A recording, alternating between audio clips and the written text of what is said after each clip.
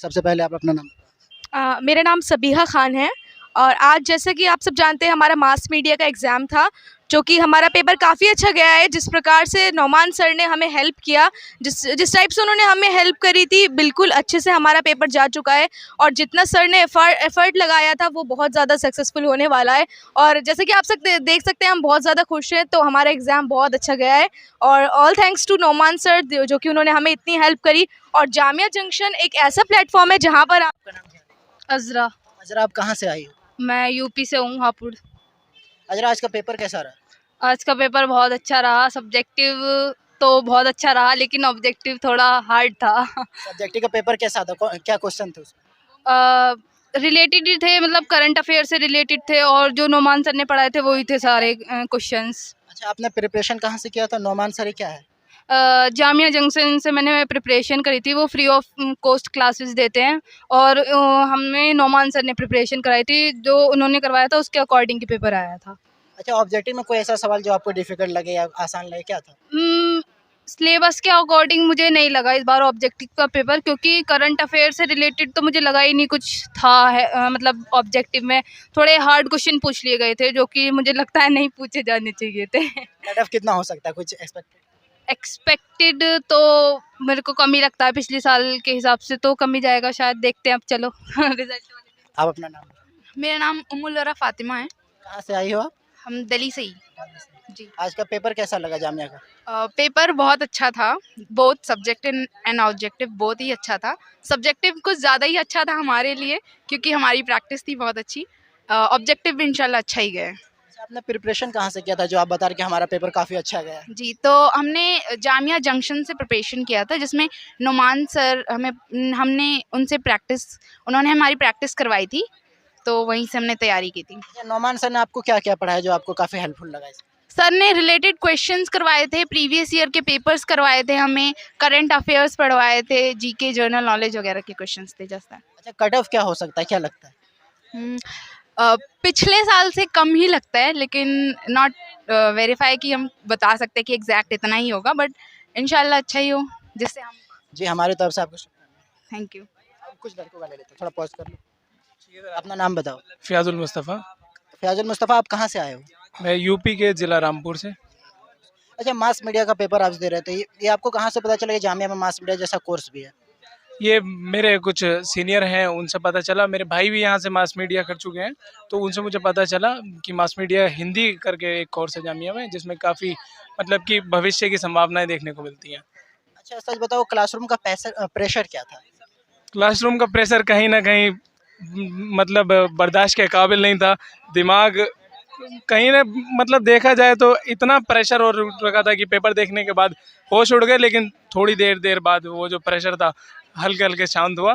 जब एक एक दो क्वेश्चन, पहला दूसरा क्वेश्चन नहीं आ रहा था तो कि कहाँ से उठा दिया, आगे का कैसा होगा, जब तक पूरा नहीं पढ़े थे तो भय का माहौल बना हुआ था पूरे तरीके से। लेकिन जब तक लास्ट तक पहुँचने में लगा कि हाँ, इस बार भी कट ऑफ स्थिर जाने वाला है। तो क्या लगता है, हो जाएगा कम? हाँ, इंशाल्लाह बिल्कुल, बाकी मालिक के हाथ में है। चलिए, हमारे तरफ से भी शुभकामनाएं। अपना नाम? मेरा नाम रज़ी अहमद खान है। कहाँ से आए हो? मैं बिहार के चंपारण ज़िले से आया हूँ। चंपारण से आप मास मीडिया का पेपर देने आए हो, तो आपको क्या लगा, आज का पेपर कैसा रहा? आज का पेपर काफ़ी बेहतर रहा। ना तो हम इसे टफ बोल सकते, ना तो इसे हम ईजी बोल सकते हैं। अब एक चीज़ मैंने ऑब्जर्व किया कि जामिया अब कहीं ना कहीं प्रतिवर्ष अपनी पेपर की जो पैटर्न है उसे चेंज करती हुई नज़र आ रही है। जैसे पिछले साल हमने नए ऑप्शन के साथ क्वेश्चन को सॉल्व करने का मौका मिला, लेकिन इस साल हमें पूरी तरह से ना 5 नंबर वाले क्वेश्चन को हटा दिए गए और वहाँ पर सभी के सभी 6 नंबर में 6 क्वेश्चन आए, जो कि सभी के सभी 10 नंबर वाले ही थे, जिससे काफ़ी ज़्यादा बच्चों को एक मनोवैज्ञानिक प्रेशर बढ़ा कि उसमें कैसे करेंगे, क्या आएगा। एक अचानक से ड्रास्टिक चेंजेस देखने को मिला। अच्छा, ऑब्जेक्टिव का सवाल ऐसा हो जो आपको आसान लगा हो, क्या सवाल हो? ऑब्जेक्टिव के क्वेश्चन जो थे इस बार ना करंट अफेयर्स थे, ना ही मीडिया के फील्ड से थे। वो एक अजब ही तरह के थे। इस बार के पूरे न्यू पैटर्न के साथ ऑब्जेक्टिव थे। क्या लगता है, कट ऑफ क्या रह सकता है? कट ऑफ तो मुझे जहाँ तक लगता है कि कहीं ना कहीं कांस्टेंट रहेंगी प्रीवियस ईयर के मुकाबले में, या मे बी थोड़े बहुत डाउन आएंगे नीचे। चलिए, हमारी तरफ से शुभकामनाएं। ठीक, थैंक यू। आप अपना नाम बताओ। मेरा नाम शदान अहमद है। कहाँ से आए हो सदान अहमद? मैं यहाँ का स्थानीय निवासी हूँ। तो क्या लगा, आज का पेपर कैसा था? पेपर इजी था क्योंकि करंट अफेयर से पूछे नहीं थे। करंट अफेयर जिन्होंने नहीं पढ़ा उनके लिए सही है। मीडिया एप्टीट्यूड थोड़ी हार्ड होती है, वो नहीं था इसमें, और नॉर्मल क्वेश्चन पूछे गए, ठीक है। और जो फेमस आंदोलन थे, सविनय अवज्ञा आंदोलन महात्मा गांधी का, और ये MS धोनी में जो हीरो थे सुशांत सिंह राजपूत, ये नॉर्मल सवाल पूछे थे, मेरे लिए आसान था। अच्छा, आप बोल रहे कि आपके लिए आसान था, तो आपने प्रिपरेशन कहाँ से किया था? प्रिपरेशन एक तो नुमान सर है, उनसे की थी, उनकी क्लास मैंने लास्ट में ज्वाइन की थी, पर उन्होंने बहुत हेल्प की है, ऑब्जेक्टिव में भी सब्जेक्टिव में भी। और उससे पहले मैं एक अफजल सर के पास पढ़ रहा था, उन्होंने भी बहुत हेल्प की है। अच्छा, एक सेल्फ स्टडी नाम का एक चीज़ होता है, तो आपको क्या लगता है आपने सेल्फ स्टडी किया था, फिर आप नौमान सर या अफजल सर के भरोसे आप थे? ना ना, किसी सर के भरोसे कोई भी पेपर नहीं निकल सकता, चाहे वो कितना ही बड़ा सर हो, बिना सेल्फ स्टडी के। और मेरी सेल्फ स्टडी जो हुई है वो लास्ट में बहुत अच्छी हुई है, क्योंकि लास्ट में मैंने देखा कि भाई कंपटीशन तो ज़्यादा है और जितना मैं पढ़ रहा हूँ ना वो उससे नहीं हो पाएगा। जब आप क्लासरूम में एंटर किया तो आपको कैसा लग रहा था कि यार मेरा हो पाएगा नहीं होगा, क्या लग रहा था, वो फीलिंग क्या थी? स्टार्टिंग में क्या हुआ, बहुत ज़्यादा नर्वस हो गया मैं, और मैंने सेट भी गलत डाल दिया उसमें। उसके बाद वो तो टीचर आए, उन्होंने फ्लूड व्लूड लगा के सही कर दिया। घबराहट थी बहुत ज़्यादा, अभी भी है थोड़ी बहुत।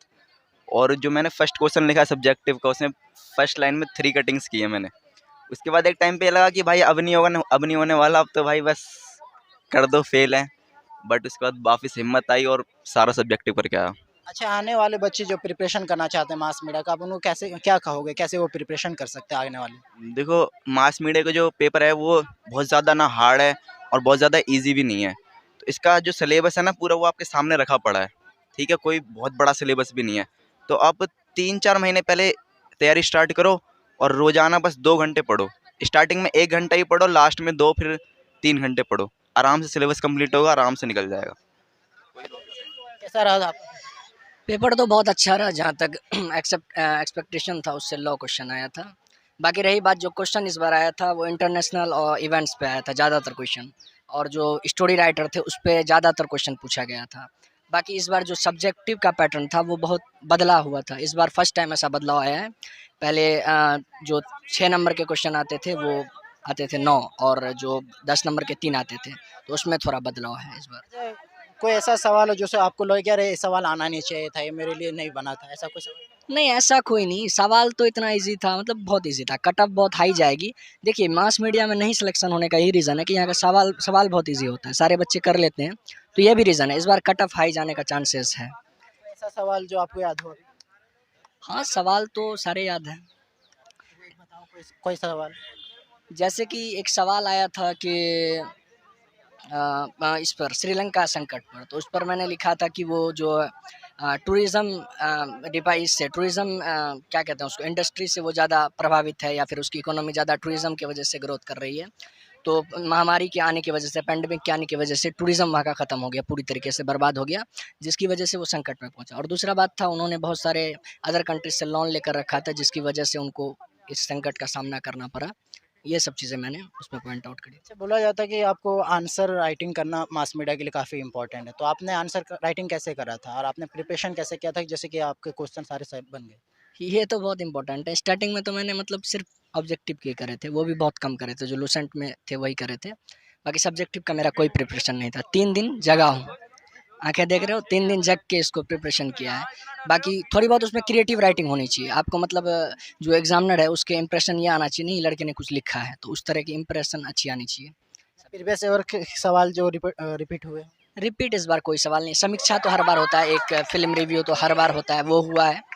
बाकी ज़्यादातर सवाल नहीं, जो करंट इश्यूज थे उस पर कुछ क्वेश्चन आए, जैसे श्रीलंका हो गया और थोड़ी बहुत करंट इश्यूज आए हैं चलिए, शुभकामनाएं हमारी तरफ से। इस बार। लेकिन एक नया क्वेश्चन देखने को मिला है जो अगले बार भी हो सकता है, वो है कि आप अपने व्लॉग, जो टूरिज्म होता है आपकी यात्रा, उसके बारे में आया, यात्रा वृत्तांत के बारे में अपनी, तो ये क्वेश्चन है नया और कुछ